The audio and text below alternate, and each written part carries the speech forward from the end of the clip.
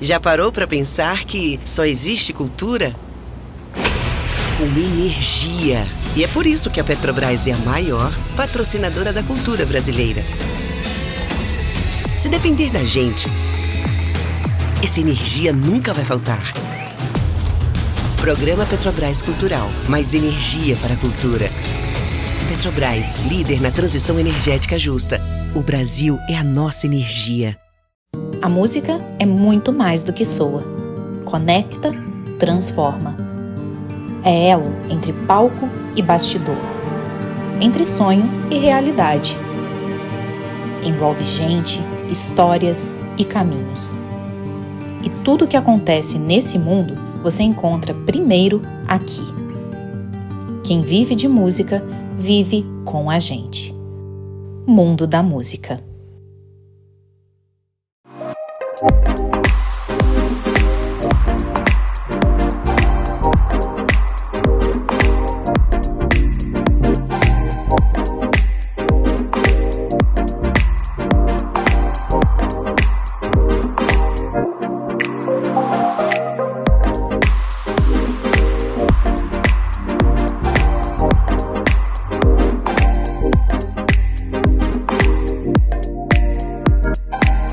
Como expressar, talvez o meu tempo acabe.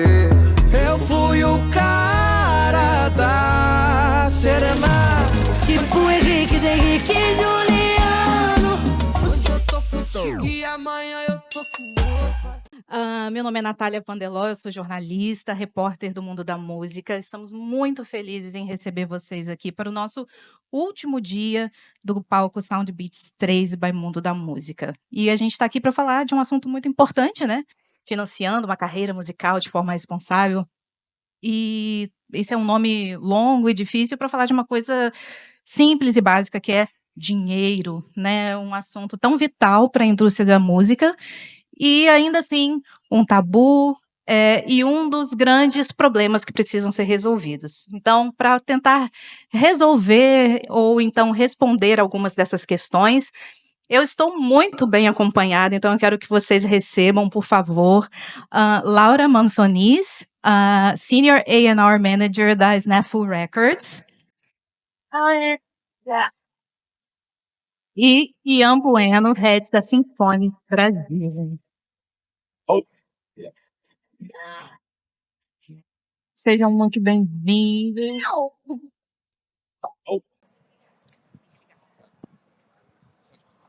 Aqui nesse botãozinho. Não, o de baixo. Isso. Teste. Oi. Foi? Tá rolando aí? Olá. Bom, gente, bom dia. Primeiro, muito obrigada pela presença de vocês. Vocês são especialistas, né, nesse assunto que a gente veio tratar aqui, que é especificamente para falar sobre adiantamentos, sobre outras formas de monetizar no mundo da música, né? Então, eu queria começar no começo. Quando a gente ouve a palavra assim, adiantamento, a gente tem toda essa bagagem, né, de como aconteciam os negócios na época de ouro das grandes gravadoras. Hoje as coisas mudaram um pouquinho, então eu queria que vocês ajudassem a gente a traçar esse paralelo de dizer como que era antigamente, como funcionavam esses adiantamentos e como que funciona hoje. Hola. Yo creo que primero, lo siento, no hablo portugués, os lo voy a tener que hacer en español, prometo que estoy aprendiendo, pero no tanto como para dar todo un panel. Pero bueno, yo creo que básicamente en los últimos años la industria de la música ha puesto el poder en manos del artista, afortunadamente, porque antes, ¿no?, los gatekeepers que se llaman eran las major labels. Si tú querías llegar a ser artista top, tenías que firmar pues, con una de esas labels y era la única manera, porque ellos te ponían en la radio, te organizaban las giras, etcétera. Y hoy en día hay muchísimas más alternativas gracias a la tecnología, a la era de streaming, que ha permitido que a la hora de conseguir financiación para los artistas no dependa solamente de firmar con una major para poder ser el siguiente Bad Bunny, sino que que puedes hacerlo de forma totalmente independiente y buscar la receta perfecta para ti, tanto financieramente como también lo que funciona mejor para ti, tener tu propio equipo. Tá certo. Então, basicamente, o que a gente está vendo é que o artista hoje tem muito mais poder de decisão sobre a sua carreira, para o bem e para o mal, né? Acaba que todas essas decisões acabam sobrecarregando muito os artistas e a gente vê que muitos ainda não conseguem compreender totalmente o valor dos seus catálogos, né? Então, Ian, você poderia talvez falar para a gente um pouquinho sobre as concepções equivocadas que as pessoas ainda têm sobre como administrar um catálogo? O que você encontra assim na sua vivência na gestão da Symphonic? Eu acho que, assim, nos últimos, principalmente acho que pós-pandemia, criou-se muito esse mito da venda de catálogo, e aí artistas vendendo por milhões. E isso gerou uma certa impressão que é fácil, né, que você tem um catálogo que vale milhões, assim, né? Então, isso gerou, acho que, um certo ruído, principalmente no mercado brasileiro, que ainda está em desenvolvimento, ainda falta muita coisa, né? Então, precisa muito dessa noção de que o catálogo é um ativo seu para a vida inteira e que isso tem um valor gigante, né? Então, muitos artistas, né, legendários, a família deles vive do catálogo até hoje, né? Então, não pode ser banalizado essa ideia de vender o catálogo como algo simples e que sempre vai ser uma boa escolha, né? Claro, em alguns casos pode até ser, né? Mas precisa muito dessa concepção de que o seu catálogo, às vezes, é como se fosse um apartamento, assim, né? Que você compra e vai estar ali para a família inteira viver dessa renda, né, que isso gera, né? Então, entender que o seu catálogo é um ativo de médio e longo prazo para a sua vida é o primeiro passo, né? Que as músicas que você está construindo, não só os seus royalties, como o seu autoral, isso são receitas que vão render para a vida inteira. Então, ter esse cuidado de como você vai administrar isso, né, e como você vai fazer essa gestão é muito importante, né? Ter essa visão de que isso aqui não é... vender o catálogo, às vezes, pode ser um péssimo negócio. Você pode fazer um péssimo negócio, você vai pegar o dinheiro... Acontece muito, o cara vai comprar um carro e acabou o catálogo dele ali no carro, né? Então, assim, precisa ter muito esse cuidado de entender, né? E muitas vezes também quando ele pega um dinheiro, seja numa negociação de adiantamento, seja qual for, é um dinheiro que é para ser reinvestido na carreira. Para aí sim, né, ele conseguir dar um giro e eventualmente pegar um outro adiantamento depois. Mas isso só vai acontecer se ele usar esse dinheiro de maneira responsável, né, pensar nisso, né? E acho que esse é o grande debate aqui hoje de como pensar e como utilizar isso de maneira inteligente, não só queimar o dinheiro na primeira oportunidade que você tem, né? Que infelizmente acontece muito.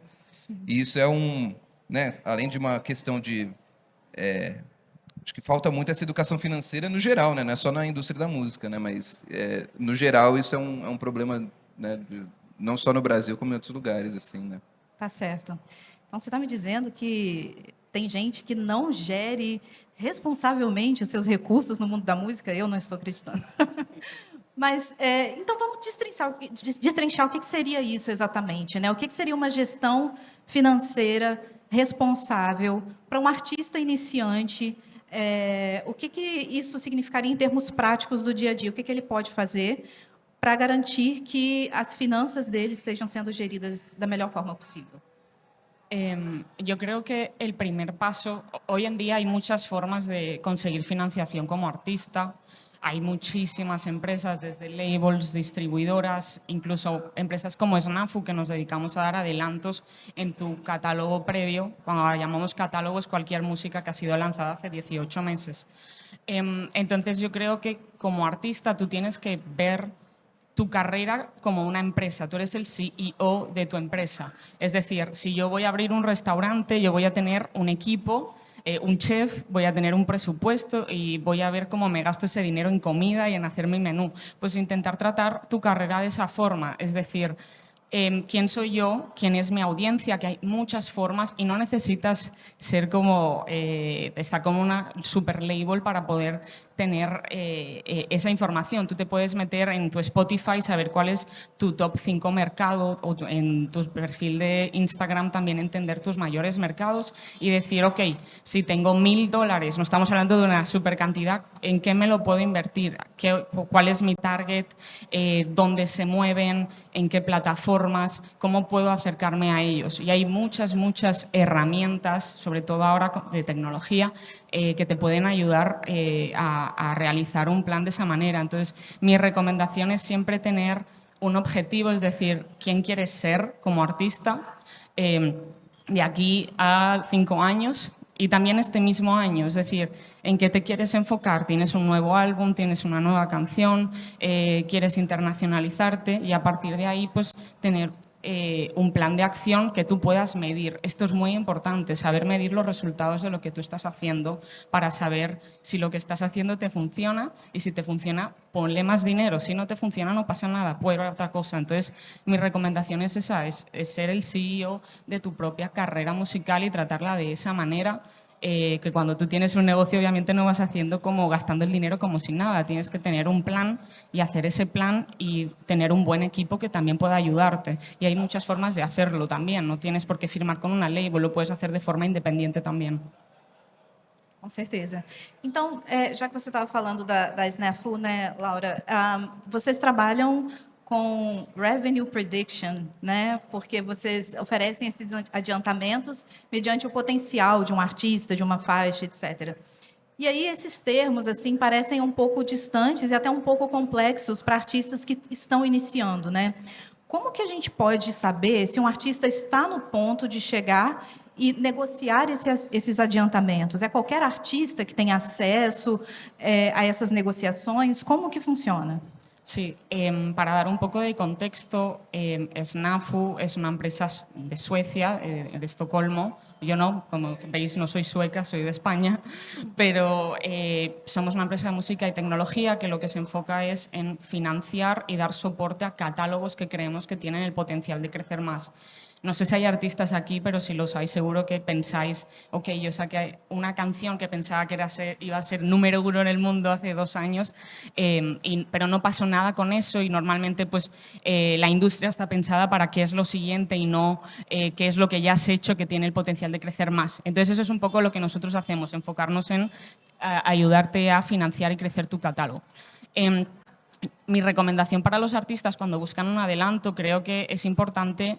Porque a nosotros nos pasa mucho que de repente hablamos con artistas. Nosotros tenemos artistas de todo tipo, desde muy grandes hasta muy pequeños. No hay un límite. Mientras el catálogo sea bueno, hablamos contigo. Pero yo creo que el error siempre es que no busques un adelanto si no tienes un plan. Es decir, esto nos pasó muchísimo y me imagino que Ian también lo vive, que es en plan, te viene un artista y te dice, quiero $50.000. Ok, pero tú vas a recuperar ese dinero. ¿Y cuál es tu plan? ¿Por qué quieres 50.000 y no quieres 10.000? Empieza por los 10.000 y vamos a planear para que los gastes de forma eficiente, porque un adelanto es una forma de investimiento, ¿no? No es un regalo. Entonces, yo creo que un artista está preparado para recibir ese tipo de ayuda financiera cuando tiene un plan claro. No importa lo grande o pequeño que seas. Obviamente mucho mejor si ya tienes un recorrido y un catálogo estable y una audiencia, que no tiene que ser una audiencia de millones, estamos hablando de una audiencia que conecta contigo. Pues está súper bien que tengas 10.000 seguidores en Instagram, no pasa nada, pero lo más importante es tener un plan. Sim, com certeza. Então, já deu para entender que o artista não deve pegar o dinheiro e comprar um Lamborghini. No. Isso está claro. Porém, acho que não é exagero dizer que já se foi o tempo em que o artista saía de uma gravadora com o dinheiro de um Lamborghini no bolso. Então, eu queria trazer para o mundo real, colocar os pés no chão, para a gente poder entender um pouquinho quais são os valores de adiantamentos que são praticados no mercado. Claro que a gente sabe que esses valores eles variam, porque existem N fatores, como você disse, que não é só uma questão do potencial da música, existem muitos números que entram nessa conta, mas eu queria entender um pouquinho quais são os valores iniciais, como eles vão crescendo e se a gente pode pensar em casos mais práticos, exemplos reais. Eu imagino, acho que vocês trouxeram uma apresentação em que vocês mostram um pouquinho dos casos que em geral acontecem. Eu vou pular justamente para essa parte, para a gente poder ir lá nessa parte mais interessante, porque a gente está vendo aqui um caso em que há um adiantamento de 10 mil dólares, imagino, certo? Então, esse é um valor muito mais pé no chão. Então, eu queria saber o que vocês visualizam, como que se chega nesse número, né? E o que vocês visualizam de possibilidades de negócios, o que esses 10 mil dólares iniciais podem abrir de portas para um artista? Eu acho que a gente pegou aqui um exemplo bem, né, acho que é pé no chão, realmente, né? Uhum. E isso aqui também não é uma regra, não é uma fórmula padrão, né? São casos e casos. Mas, enfim, né? É uma maneira de você pensar realmente como utilizar e dividir esse dinheiro, né? Então, isso aqui é só um exemplo realmente, né, básico, né? Tudo vai variar de acordo com o seu público, sua estratégia, né? Mas acho que o grande recado que a gente quer passar aqui é assim, a promoção é realmente onde os fundos têm que ser, a maior parte dos fundos tem que ser investido, assim, né? Então, a gente está cansado de ver o cara conseguir um adiantamento, aí quer fazer um clipe de 50 mil reais. Gente, não precisa mais de um clipe de 50 mil reais. Isso já foi esse tempo. E aí, quando você vê, você gastou 80% do seu budget para fazer um videoclipe, sobrou 20% para fazer a promoção. E aí, adiantou alguma coisa, né? Então, assim, pensar muito bem onde você vai alocar esses fundos e o que isso vai trazer de retorno, né? Então, assim, hoje em dia, sei lá, por exemplo, nos meus projetos, eu como artista, por exemplo, a minha matemática é 70% do investimento vai ser em marketing e 30% eu vou usar na produção ali do conteúdo, do audiovisual, né? Eu sou um pouco radical, não precisa ser tão assim. Mas é só uma maneira de você realmente refletir que a promoção é realmente onde o dinheiro precisa ir, né? Claro que fazer um bom conteúdo, um bom produto, um bom videoclipe, boa mix, boa master, isso é essencial, mas hoje você tem diversas maneiras de fazer isso sem ter um custo muito alto. Diversas maneiras, né? Exatamente, compensando justamente todas as pessoas ao longo desse processo. Exatamente, e até maneiras mais criativas de fazer isso, às vezes, né, você dividindo royalties com as pessoas, dá um percentual para o cara que fez o clipe, dá um percentual para o cara que fez a mix. Então aí você consegue potencializar ainda mais o dinheiro, né? Mas acho que isso aqui é um ponto muito importante, isso que a gente, né, todo mundo concorda, que a promoção é onde vai ser a maior parte do investimento, é onde é mais caro, mas é onde você vai ter mais retorno, né? Então, por favor, parem de fazer clipe de 50 mil se você ainda não é, sei lá, uma Anitta da vida, assim. Sim. E eu, tipo assim, um clipe de 50 mil, até uns anos atrás, era algo meio absurdo, só que hoje em dia, assim, vai fácil. Se você vai fazer uma mega produção, né? E até mesmo a Anitta falou que não acredita mais no potencial do videoclipe. Então, Visualizer funciona muito bem, né? Vídeos curtos, vídeos de celular, o pessoal está fazendo, né, produtos incríveis. A inteligência artificial, apesar, né, de polêmica, assim, você sabendo utilizar de maneira inteligente, também vai otimizar muito o processo. Então, é isso, né? Acho que independente da divisão que foi feita aqui, que pode funcionar também, pensar de maneira geral de como você vai utilizar esses fundos focados em promoção mesmo, sabe? Exato. Vocês estão em uma ponta da cadeia e eu estou na outra ponta da cadeia, porque vocês veem a música nascendo e eu vejo ela chegando ao público, né? Eu estou aqui do lado do jornalismo musical e é notório, né, o lançamento em que o artista investiu muito do budget dele para gravar num estúdio top de linha, com um produtor muito, muito famoso, e assim, queimou, né, investiu, no caso, né, boa parte do seu orçamento, e quando chega lá na promoção, ele não consegue, né, chegar nas pessoas que deveriam ouvir aquele trabalho incrível que ele produziu, né? Eu acho que nós temos outros exemplos aqui, se eu não me engano, pensando também, né, num orçamento um pouquinho maior, mas eu acredito que a palavra-chave aqui seja equilíbrio. Né? Então, a gente estava falando, né, que as pessoas não são necessariamente educadas financeiramente e não apenas no setor musical, isso sem dúvida. E também citamos o fato de que o catálogo, hoje, ele está na boca das pessoas. Nós temos, a cada mês, parece que um artista vende um catálogo por somas multimilionárias e estão de parabéns. Mas nem todo mundo é o Queen, nem todo mundo é o Bob Dylan, né? Então, eu queria que vocês nos ajudassem aqui a entender de que forma um catálogo de um artista é um asset, né? Ele é um bem monetizável e que não é preciso ser os artistas dessa estatura para transformar isso em dinheiro no bolso. Sí, nosotros obviamente en SNAF uno de nuestros, lo que intentamos hacer es intentar hacer entender a los artistas que tu catálogo musical no es solamente tu mayor asset financiero, sino que obviamente también es tu legado como artista. O sea, tú has trabajado muchísimos años para sacar todas esas canciones. Entonces, creo que desde hace unos pocos años, con todo el boom que hubo de Hipnosis y otras empresas, como que muchos artistas se piensan que la forma de conseguir dinero rápido es como yo estoy enfocado en lo nuevo y no estoy haciendo nada con mi catálogo, lo voy a vender y me olvido. Error, por favor. Obviamente hay muchos casos y depende de cada artista, pero yo creo que, por ejemplo, en un mercado como Brasil, que está creciendo y va a crecer mucho más, es un momento en el que quizá vender el catálogo no es la única opción, porque probablemente si tú trabajas ese catálogo, dentro de 5 años el valor va a ser mucho más grande. Y si lo quieres vender ahí, perfecto, pero véndelo más caro por mucho más dinero y te compras más coches y más carros, vas a todo lo que quieras. Pero lo que quiero que la gente entienda del catálogo, o sea, si miráis las estadísticas, el catálogo en sí es el 70% del tiempo que la gente escucha música es catálogo, no es nueva música.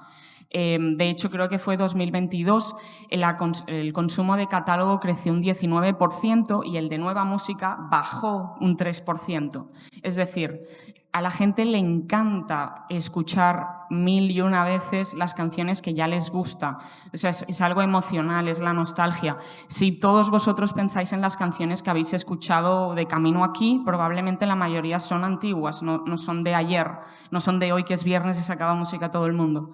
Entonces, por eso es tan importante que uséis de forma inteligente el decir, ok, quiero financiación, pero quizá vender mi catálogo no es la mejor opción. Perfecto, puedes licenciarlo por 1, 2, 3 años, el tiempo que sea. Eso es lo que literalmente nosotros hacemos con Symphonic, que es como, ok, quieres un adelanto, te damos dinero en tu catálogo, proyectamos con nuestro equipo de tecnología, porque tenemos un equipo de ingenieros de datos, cuánto creemos que puedes generar en los próximos años en ese catálogo y te lo damos de una. Y toda tu nueva música es libre, no tienes un adelanto en eso.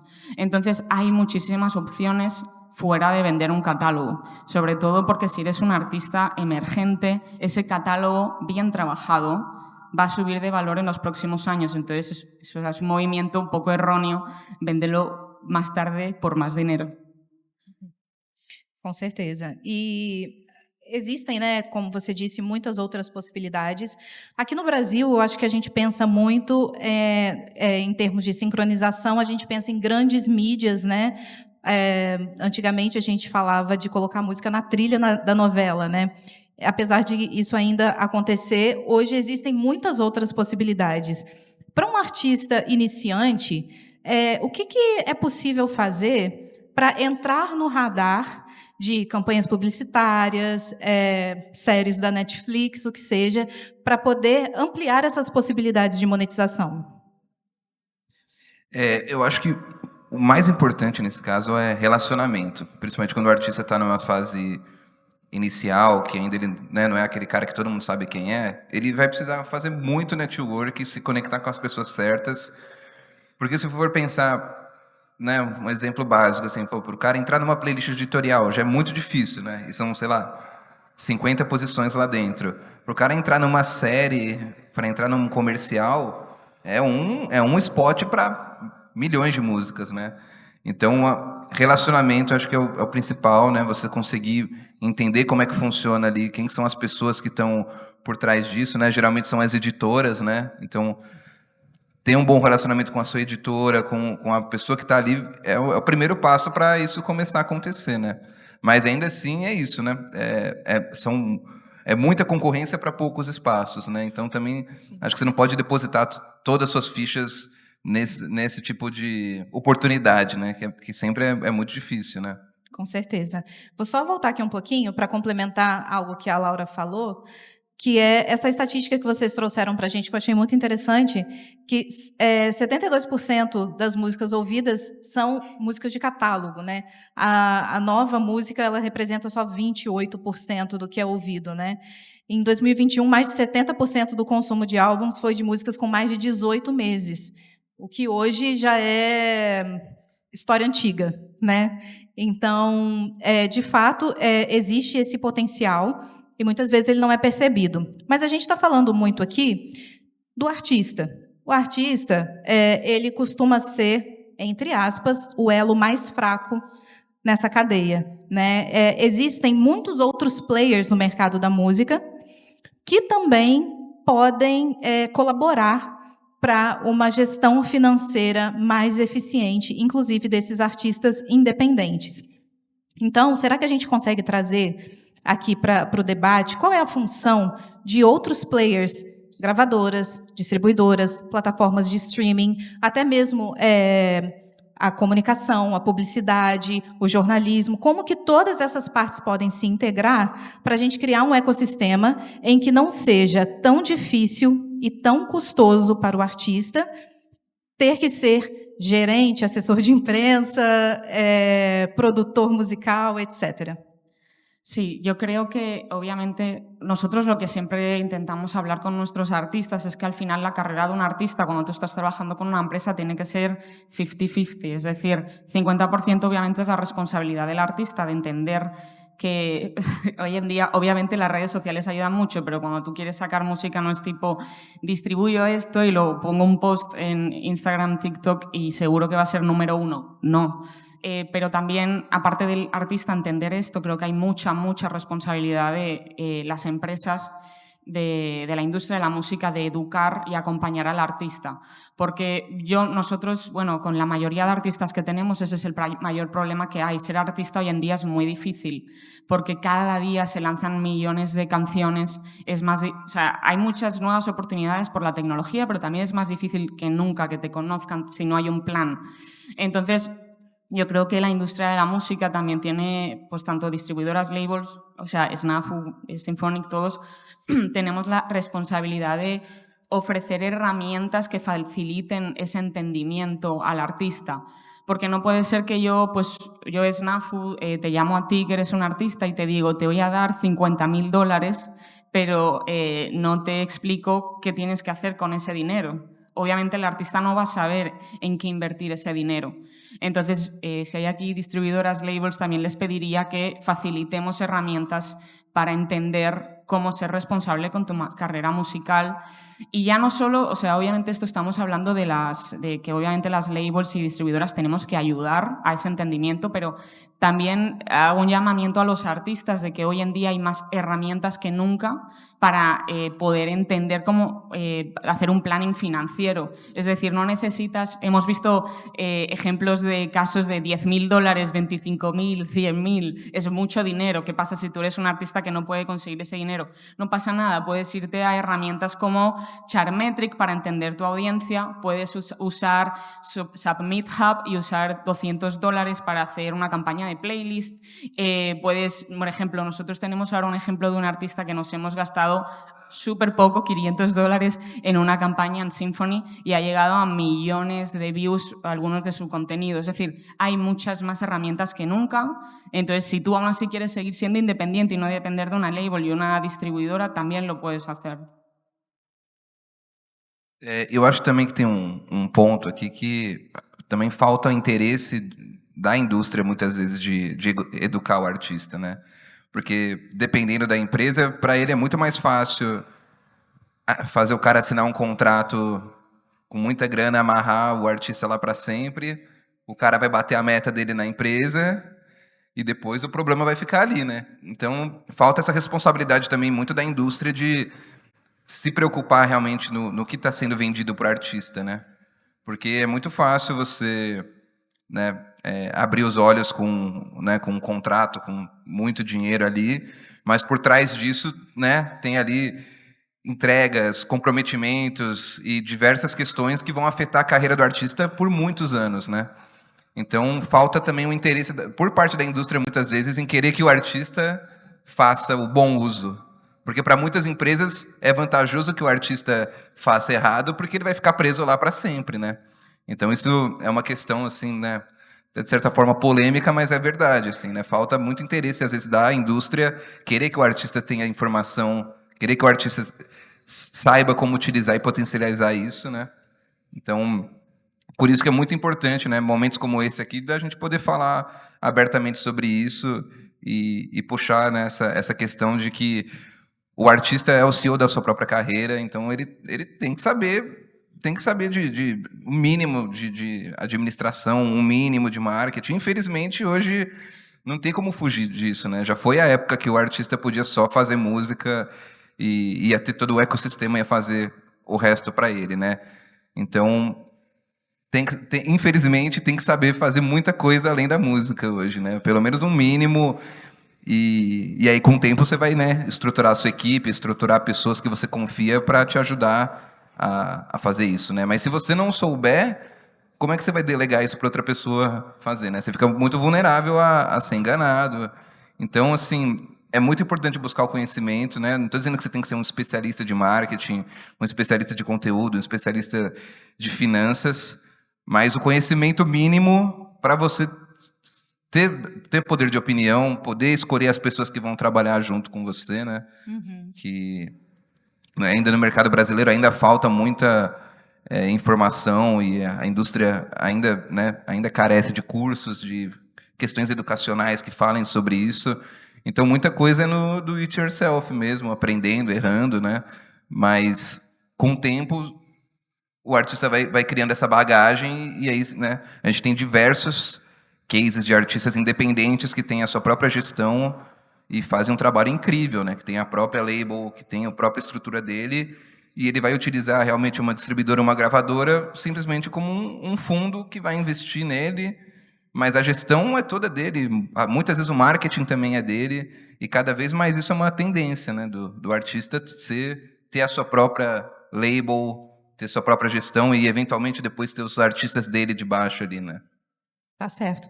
Tá com a faca e o queijo na mão. Mas, então, a gente estabeleceu, né, que existe uma lacuna de conhecimento, mas eu me pergunto, será que isso é uma coisa da realidade de alguns mercados? Como que funciona, né, vocês que trabalham com artistas, não só do Brasil, mas no nível global, vocês podem contar para a gente como que isso varia de mercado para mercado? A gente sabe que a gente está falando basicamente da profissionalização do mercado, e nós sabemos que alguns estão um pouco mais à frente em relação a outros, em termos de tamanho, proporção do próprio mercado mesmo. Mas você estava falando bastante, Ian, da realidade brasileira, mas eu queria entender como que o Brasil fica em relação ao restante do mundo. Será que é uma deficiência só da cena independente brasileira? Como que funciona lá fora também? Acho que a Laura pode até, né, ter um feedback melhor sobre isso, né? Mas eu acho que mercados emergentes, no geral, né, tem esse problema. Eu vejo isso muito questão de América Latina, mas acho que mercados emergentes, no geral, ainda tem essa lacuna, assim, né? Sí, nosotros, SNAF obviamente es una empresa global, tenemos afortunadamente artistas en todo el mundo, entonces es muy interesante porque vemos las diferencias de crecimiento. Obviamente yo creo que, como dice Ian, América Latina en general se incorporó a la era de streaming un pelín más tarde, entonces ahora estamos en ese proceso de que aún tiene que llegar a un estado un poco más maduro y más estable.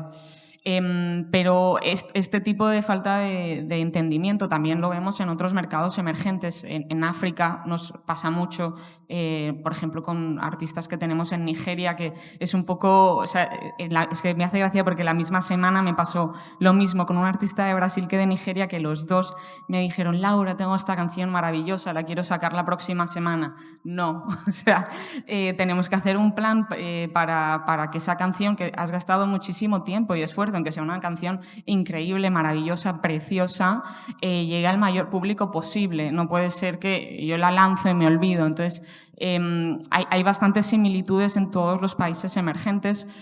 También he de decir algo interesante, creo que también depende del género musical.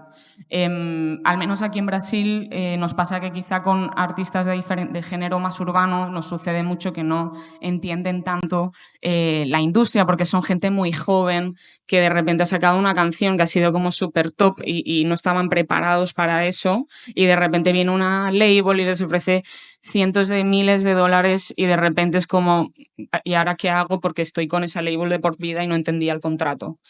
En cambio, cuando hablamos con artistas quizá más mayores, que llevan más años de carrera, otros géneros musicales, llevan más tiempo, entonces tienen mayor conocimiento, han tenido ya más tiempo de pasar por malas y buenas experiencias. Pero eso, yo sobre todo diría que no solo es esa falta de conhecimento por el país en sí, sino também afeta muito o gênero musical. Tá certo. Mas você tocou num assunto muito importante, Laura, a cilada. Quando o artista, justamente por não ter experiência, muito tempo no mercado, acaba ficando muito encantado por um certo adiantamento ou promessas, né, de uma label, de uma gravadora, do que for, e acaba ficando preso em contratos que não são muito vantajosos. Então, será que vocês podem trazer para a gente um pouquinho das red flags, né, os sinais de que uma parceria que, por mais que façam os olhos brilhar com muitos zeros no contrato, podem acabar dando prejuízo artístico e até financeiro lá na frente? Si me dejas muy rápido, mi consejo para cualquier artista que os ofrezcan un adiantamiento, calcula cuánto ganaste el año pasado. Si el adiantamiento es mucho más grande que eso en los próximos 3-4 años, hay algo que está mal. Mira cuánto porcentaje de royalties se lleva la otra empresa. Muy importante, porque yo he visto casos de contratos que es: te doy mucho dinero, pero me quedo 90% de tus regalías, de tus royalties. Eso es horrible. O sea, además, y si te dan un adiantamiento muy grande, probablemente no lo recuperes y no vas a poder hacer nada con tu música nunca, porque se va a quedar con esa empresa.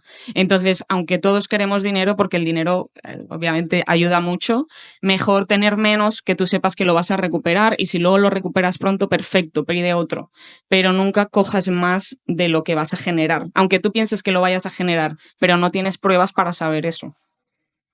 E o número muitas vezes engana também, né? Porque, por exemplo, às vezes o cara vai receber uma proposta, sei lá, $50 mil, mas isso está sendo calculado em cima do valor cheio que ele gera.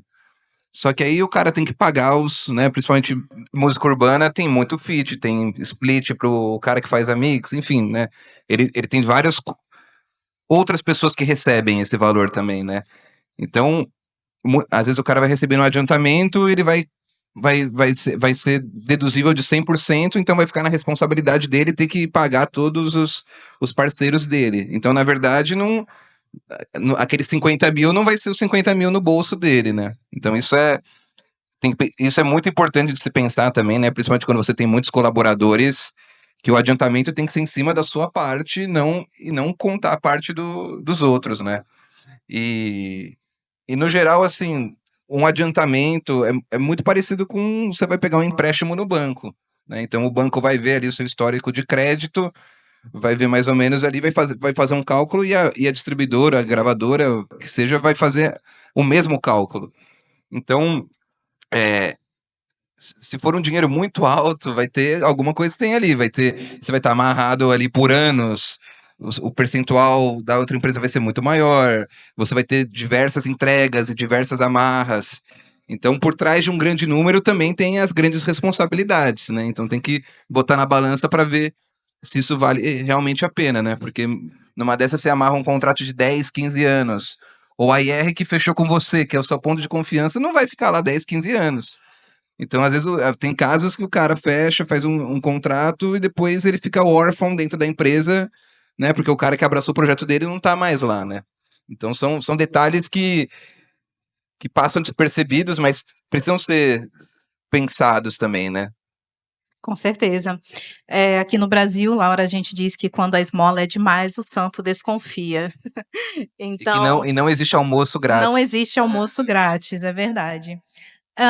Então, a gente estava falando de números, né? E a Laura até citou, se eu não me engano, o Chartmetric, né? Que é uma plataforma que qualquer artista pode ir lá, paga acho que $10. Eu não sei, eu não lembro o valor.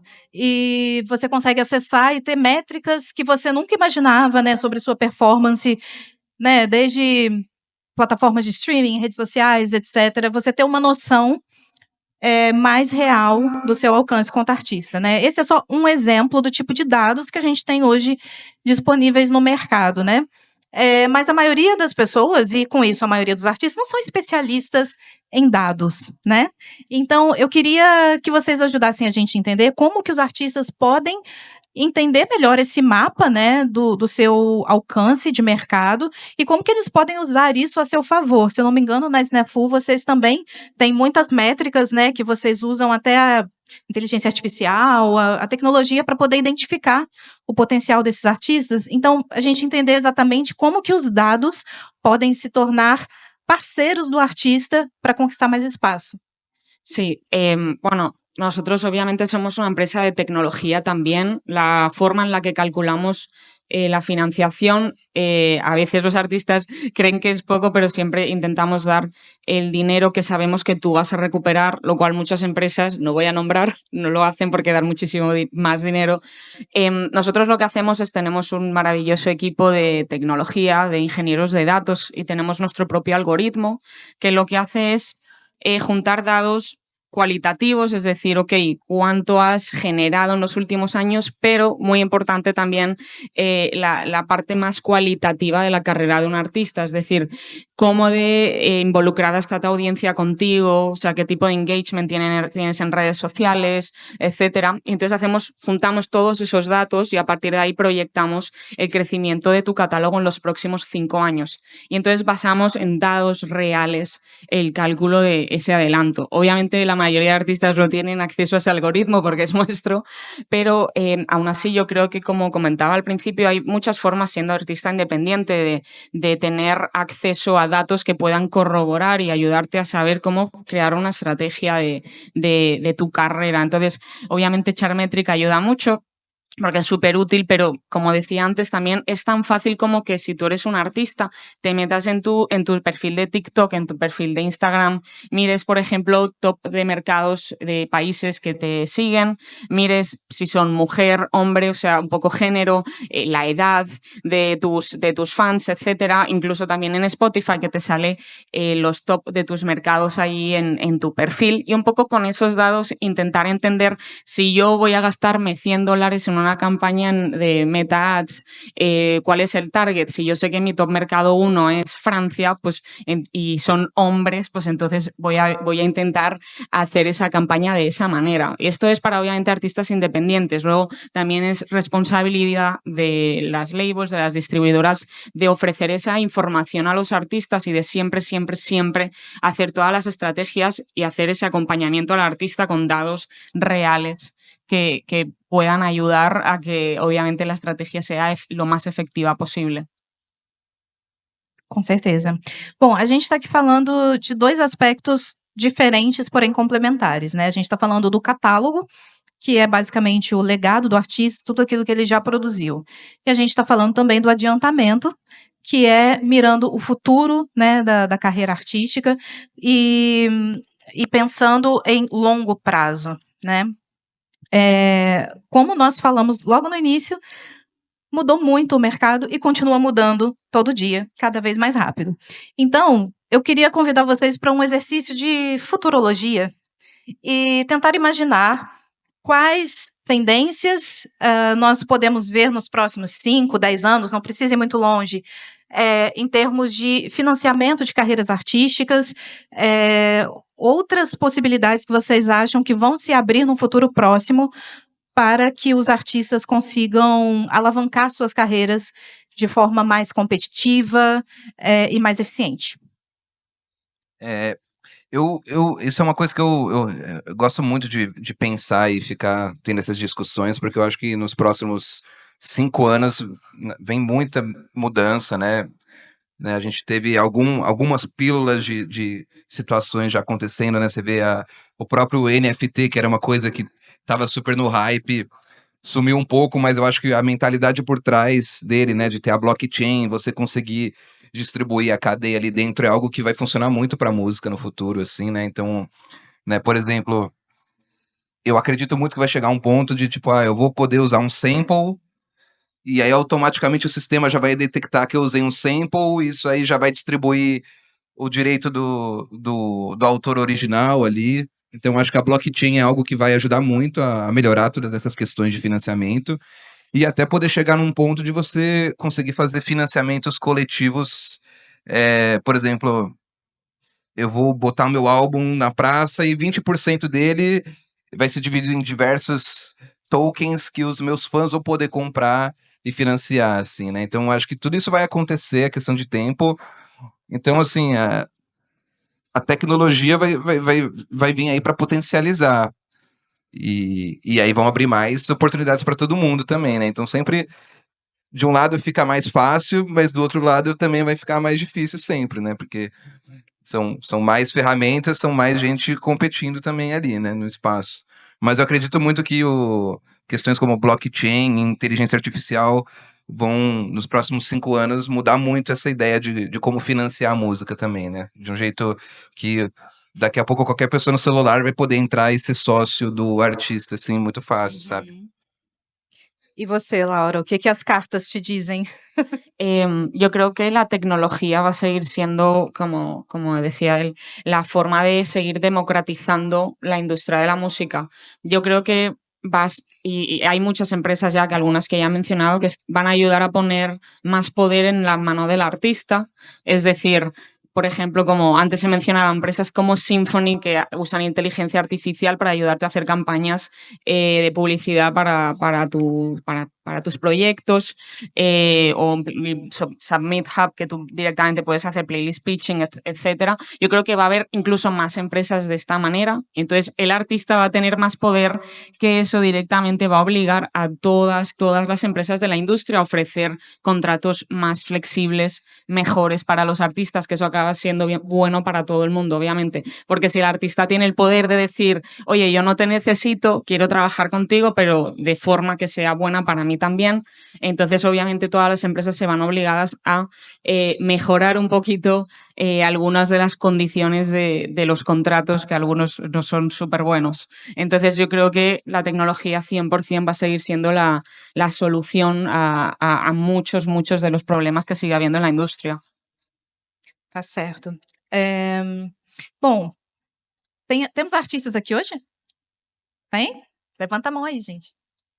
Ó, todo mundo interessado. Então, agora, eu queria saber de que forma prática um artista hoje consegue colocar isso na sua realidade, né? A gente está falando aqui sobre futuro, a gente está falando sobre situações hipotéticas, mas para o artista hoje que decide gerir o seu catálogo e seus próximos lançamentos de forma mais responsável, qual seria um primeiro passo para estar, né, essa carreira mais direcionada financeiramente, estruturadamente, pensando no longo prazo? Eu acho que o primeiro ponto, assim, do checklist é documentação, para começar. Porque isso é uma coisa que as pessoas, às vezes, a gente vê, o cara tem 100, 120 músicas, ele tá tudo perdido, né? Então, documentação, abre uma planilhazinha, bota ali o nome da música, onde você distribuiu ela, qual que é o percentual, qual que é o SRC, quem que compôs, quanto que é o percentual de cada compositor.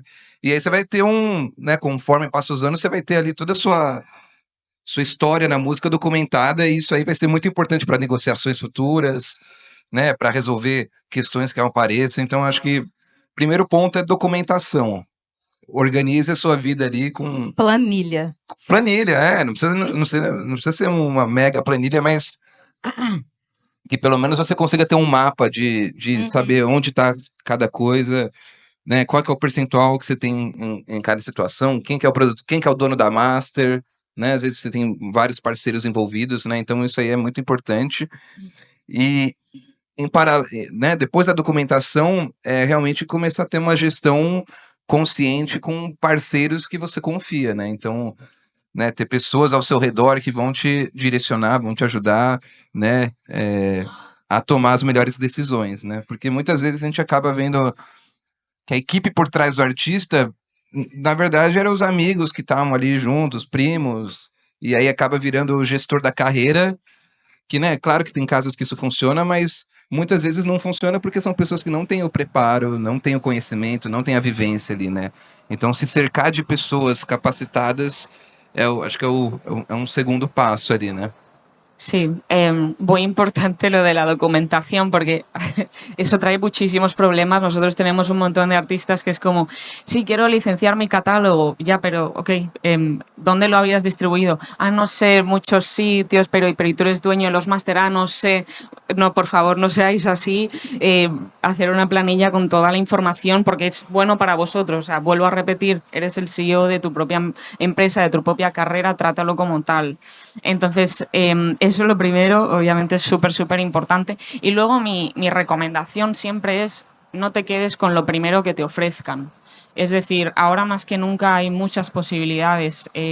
Intenta entender qué es lo que tú quieres para tu carrera e intenta encontrar el mejor partner para ti. Para cada artista es diferente. A lo mejor es tan fácil como no el que más dinero me da, sino con el que a lo mejor tienes muy buena conexión con el AIR con el que estás trabajando, o a lo mejor otra empresa trabaja un poco más dentro de tu género musical y te puede ayudar a tener conexiones con artistas que te interesan más. Entonces, documentaros, entender lo que queréis e intentar hablar con toda la gente que podáis. También venir a sitios como Rio to See, como hacer networking es súper importante porque yo creo que para un artista más que nunca es muy importante entender cómo funciona la industria para que el día de mañana, si habláis con una label y os presentan un contrato, podáis decir, no, pues esto está mal, esto está mal, esto está mal, yo quiero esto, esto y esto. O sea, para mí, yo obviamente hago muchos contratos al mes y al año, y para mí lo que más me gusta, sinceramente, es cuando un artista me viene, se sienta conmigo y me dice,